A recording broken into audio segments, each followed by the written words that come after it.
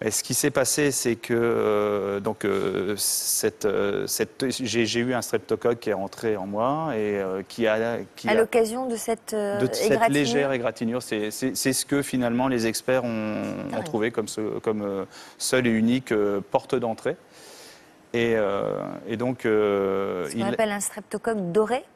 voilà, c'est l'équivalent de ça, sauf que dans très peu de cas, il dégage une toxine qui est mortelle à 85%.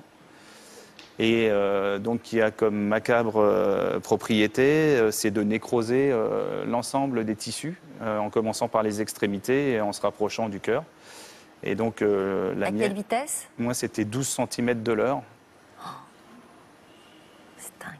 Donc Donc ils ont très vite dû prendre voilà, la décision voilà, voilà. de l'extraire de votre corps. Voilà, donc le foyer infectieux était placé ici. Donc ici, j'ai une cicatrice. Le chirurgien, après, lorsqu'on avait des moments où on rigolait un petit peu, m'expliquait qu'il pouvait rentrer le poing à l'intérieur. Donc ça a attaqué là. Et après, ils ont très vite, hein, dès que je suis arrivé à l'hôpital de Bayonne, le médecin qui m'a pris en charge a compris le processus et a mis en place les antibiotiques qu'il fallait. Encore eux qui l'aient compris, parce que sinon vous ne seriez plus là. Ouais, je pense que beaucoup de gens, beaucoup de spécialistes de la médecine m'ont dit que c'était grâce à lui si j'étais encore vivant, parce que lui avait probablement déjà eu ce cas.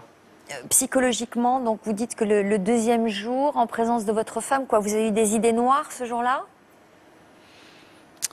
Ça m'a traversé l'esprit jusqu'à se dire comment on peut vivre comme ça. Surtout que je ne me vois pas, donc je ne sais pas où je suis coupé. On m'a simplement dit que j'étais amputé des bras et des jambes, mais je ne sais pas où, puisque je ne peux pas bouger. Donc, Vous ressentiez des choses quand non, même, que de la douleur, parce que c'est des douleurs. d'horribles douleurs? Ouais. Mais ressentir, non, vous savez, aujourd'hui, je ressens encore mes doigts.